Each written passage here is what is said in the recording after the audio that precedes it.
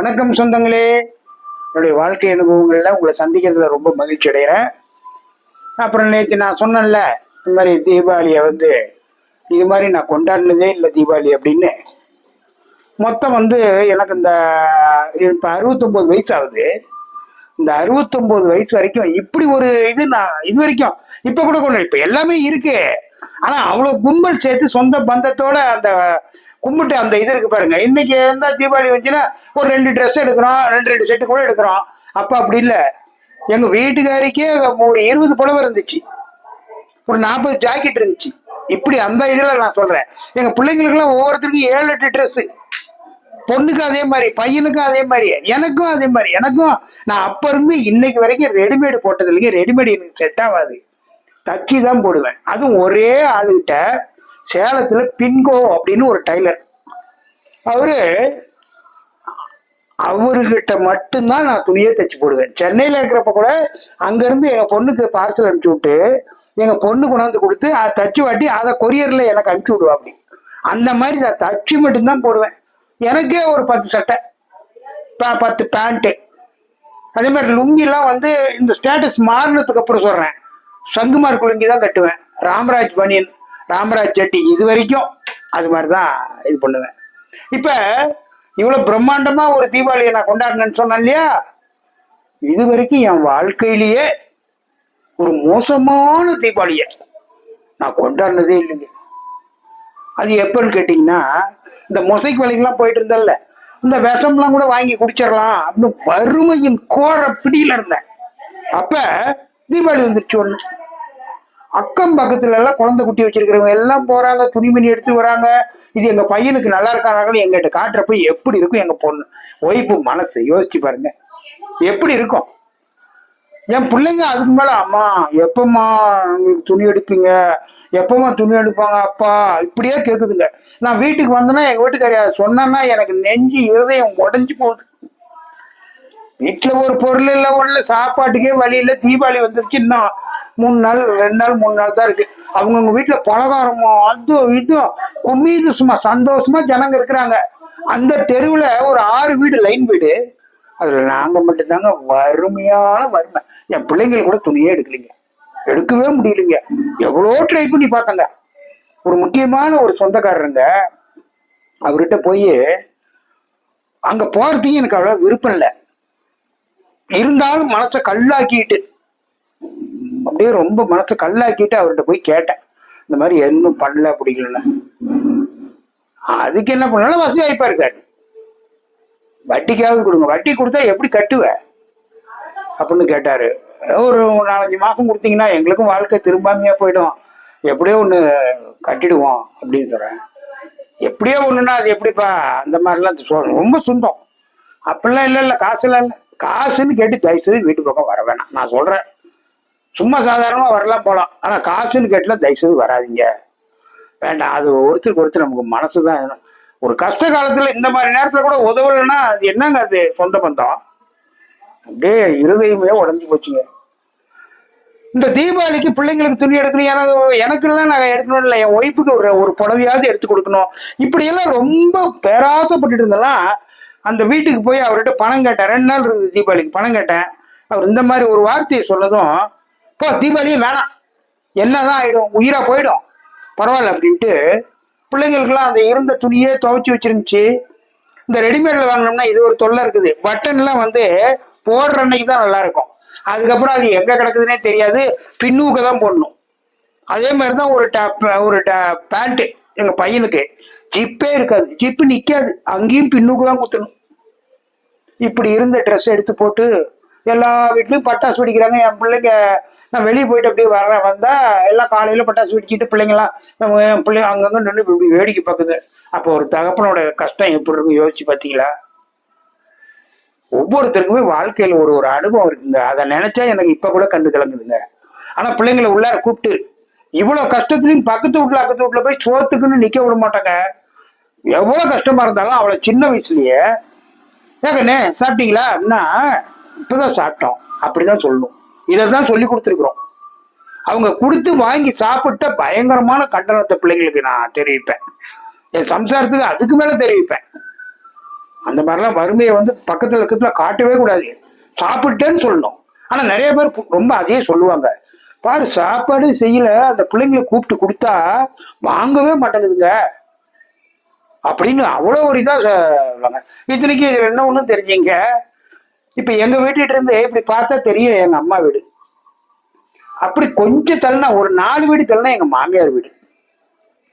அந்த பக்கம் ஒரு தம்பி வீடு, இந்த பக்கம் ஒரு அண்ணன் வீடு, இந்த பக்கம் எல்லாமே இருக்கிறாங்க. எங்கேயும் போய் நிக்க முடியல. இப்படியாப்பட்ட ஒரு வாழ்க்கைய நான் ஒரு தீபாவளி இது அதுக்கப்புறம் அந்த மாதிரியான ஒரு தீபாவளியை நான் இது வரைக்கும் சந்திக்கலைங்க. அதுதான் கடைசி எனக்கு. அப்படியே நொந்து நூலாகி கதவை சாத்திக்கிட்டோம். சாத்திக்கிட்டு அரிசி வாங்கி வச்சிருந்தோம். ஒரு 1.5 கிலோ 1 கிலோ அரிசி பக்கமா ஏதோ வாங்கிட்டு வந்தது எங்க சம்சாரம். 20 ரூபா கொண்டாந்து கொடுத்தேன். என் ஃப்ரெண்டு கிட்ட தர்மகிட்ட தான் வாங்கிட்டு வந்து 20 ரூபா கொடுத்தேன். அதுல கறிகிரிலாம் ஒன்றும் எடுக்கல. அந்த 20 ரூபாய்க்கு வேற இருக்கிறலாம் வாங்கிட்டு வந்து அரிசி வாங்கிட்டு வந்து இருந்தோம். அப்ப இப்படி வாழ்றப்ப வாழ்க்கையில நம்பிக்கை வருங்களா? யோசிச்சு பாருங்க. இப்ப ஒரு பொண்ணு வந்து சோறாக்குற அந்த 20 ரூபாய்க்கு அரிசியை வாங்கி வச்சுட்டு ஒரு தீபாவளி அன்னைக்கு போட்டுக்க ஒண்ணு இல்ல, காதல கழுத்துல மூட்டுல எதுலயும் ஒண்ணு இல்ல, பிள்ளைங்களுக்கு எதுவுமே இல்ல. இப்படி இருக்கும்போது அங்க அரிசியை வாங்கி சோறாக்கி ஒரு பருப்பு குழம்பு வச்சு பிள்ளைங்களுக்கு சாப்பாடு போட்டு 4 பேர் சாப்பிடுறோம். இப்ப இதுக்கு மேல நம்ம தேருவோம்? அப்படிலாம் இல்ல. இன்னும் பாரு, அடுத்த மாசம் அதுக்கு அடுத்த மாசம் நம்ம பெரிய வந்துருவோம் நல்லா அப்படிங்கிற எண்ணத்துக்கு வழியே இல்லாம இருக்குங்க. அதையும் சகிச்சுக்கிட்டு என் கூட குடும்பம் நடந்துருச்சு சம்சாரம். ஆனா அதையும் சகிச்சுட்டு என் பிள்ளைங்க, இப்ப நாங்க நைட் இந்த பக்கம் ஒரு பிள்ளைய படுக்க வச்சுக்குவேன், இந்த பக்கம் ஒரு பிள்ளைய 2 கையில இப்படி கதை சொல்லிக்கிட்டே இருப்பேன். கதையெல்லாம் நல்ல நல்ல கதையெல்லாம் சொல்லுவேன். அந்த இதெல்லாம் பிள்ளைங்களுக்கு அப்படியே மனசுல ஏறிடுச்சுங்க. 2வது பிள்ளைங்களை ரொம்ப கண்காணிப்பா, ஏதோ பெத்து விட்டோம் அது தெருவில் போய் விளையாட்டு வருது, தெருவில் விளையாட விட மாட்டாங்க. என் பிள்ளைங்களை அதே மாதிரி பாட்டு கச்சேரி போடுறாங்க. மாரியம் பண்டிகைக்கு காளியம் பண்டிகைலாம் பாட்டு கச்சேரி போடுறாங்க, சினிமா காமிக்கிறாங்க. அங்கெல்லாம் அனுப்பவே மாட்டேன். என் சம்சாரமும் போவாது. அந்த மாதிரிலாம் அனுப்பவே மாட்டேன். பெரிய பிள்ளைங்களா அவரை வரைக்கும் அந்த மாதிரிலாம் வளர்த்துங்க விதம் அந்த மாதிரி விதங்க. என்னுடைய கண்ட்ரோல்ல, என்னுடைய கட்டுப்பாடுல இப்படிதான் குழந்தைங்க இருக்கணும். ஆனா நிறைய தடவை இப்படி சோர்ந்து போறப்ப பூரா என் சம்சாரத்துக்கு அவன் எனக்கு ஒரு 20 தடவை சொல்லியிருப்பான்னா நான் ஒரு 80 தடவை சொல்லியிருப்பேன் அவளுக்கு. கவலைப்படாத, ஒரு காலத்துல நீ பாரு ராஜாத்தி மாதிரி வாழ போற. நம்ம இப்ப நேர்மையான வாழ்க்கையில தான் அடி எடுத்து வச்சுட்டு இருக்கோம். இதுல பல சோதனைகள் இருந்தாலும் கவலைப்படாத.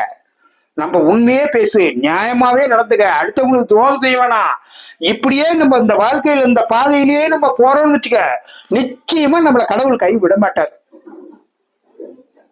அப்படியே சொல்லிட்டு இருந்த அவதான் கடவுள் பக்தி அதிகம்.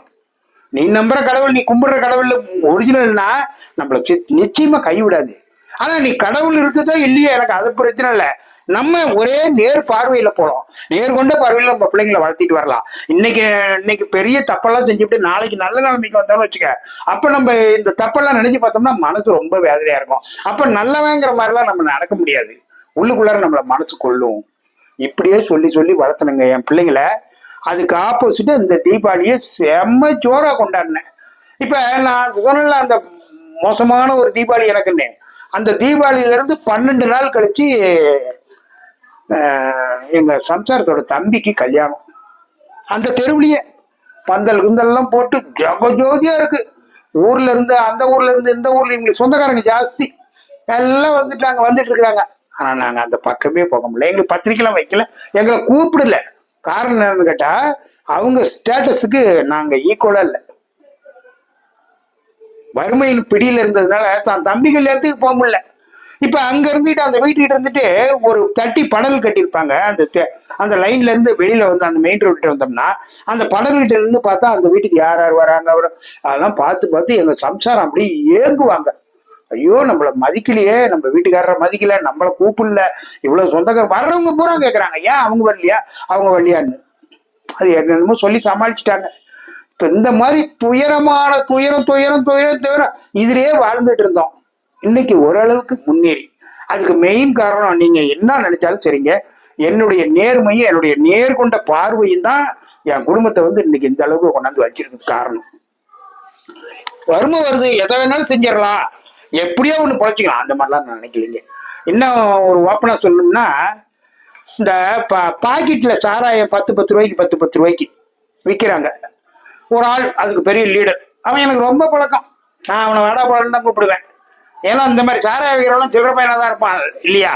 அவனை நான் அப்படிதான் கூப்பிடுவேன். நான் அந்த அரசியல்லாம் இருந்தேன்ல அப்பெல்லாம், அவன்லாம் என்னை கண்டா ரொம்ப மரியாதை. அவன் என்ன சொன்னான், அண்ணா ரொம்ப வறுமையா இருந்துச்சுண்ணா, வாண்ணா நான் சாராய பாக்கெட் தரேண்ணா, வித்துக்குண்ணா, 100 ரூபாய்க்கு வித்தினா 10 பாக்கெட் வித்தினா 2 பாக்கெட் உனக்குண்ணா காசுண்ணா. சாராயத்துக்கா சொல்லணும், இப்படி பனியனுக்குள்ளார போட்டுக்கிறானுங்க. எங்க வீட்டு சந்திலேயே கொண்டாந்து விற்பானுங்க. பனியனுக்குள்ளார போட்டுக்குவோம், வயிறு இப்படி இருக்கும். ஒரு 50 பாக்கெட்டை பனியனுக்குள்ளார போட்டுக்குவானுங்க. இவ்வளவு பெரிய இது அதுக்குன்னு ஒரு இந்த பாலித்தீன் கவர் இருக்கு, அதுல போட்டு நல்லா முடிச்சு போட்டுருவானுங்க. இப்படி அப்படி அப்படி சுத்தி இப்படி முடிச்சு போட்டுருவாங்க.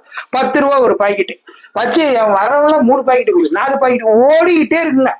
ஒரு நாளைக்கு எப்படியும் ஒரு 300 பாக்கெட் வித்து போடலாங்க.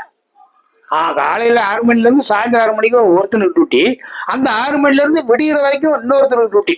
அவன் ஒரு 200-300 பாக்கெட் ஒட்டுக்கா எடுத்துட்டு வந்து நைட்டு பாக்குறவன் ஒரு இடத்துல கொட்டி வச்சிருவான். 50-50 எடுத்து போட்டுப்பான். போலீஸ்லாம் அவன் பார்த்துக்குவான், யாரும் அந்த தலைவன் அவன் பார்த்துக்குவான். இப்ப ஒரு நமக்கு மிஞ்சி மிஞ்சி போனா ஒரு நாளைக்கு 100-150-200 ரூபா சம்பாரிச்சிடலாங்க. நமக்கு அப்படி வருமானம் வரும். ஆனா எனக்கு மனசுக்கு இதாகலைங்க. அவ்வளவு பெரிய அரசியல் கட்சியில அவ்வளவு மதிப்பு மரியாதையா இருந்தேன்னா இன்னைக்கு இந்த போய் சாராயம் விற்கிறேன். நாளைக்கு நம்ம வேற நல்ல நிலைமைக்கு வந்த வாட்டி அடாம 10 போய் சாராயம் வித்துட்டு இருந்தான். இந்த சொல்லலாம் வருமானி, இதெல்லாம் நல்லா சிந்திச்சு பார்த்தங்க. ஐயா இது நமக்கு செட் ஆகாது, வேலை அதெல்லாம் வரலாம். ஒரு சில சமயம் பேசாம வித்துடலாமா? ஐயோ அப்படி வித்தா பாரு, நந்தா பாரு சாராய பேக்டரி வித்துட்டு இருக்கிறான், சாராய பேக்டரி தான் விற்கிறான், அவங்ககிட்ட போய் வாங்கிக்க.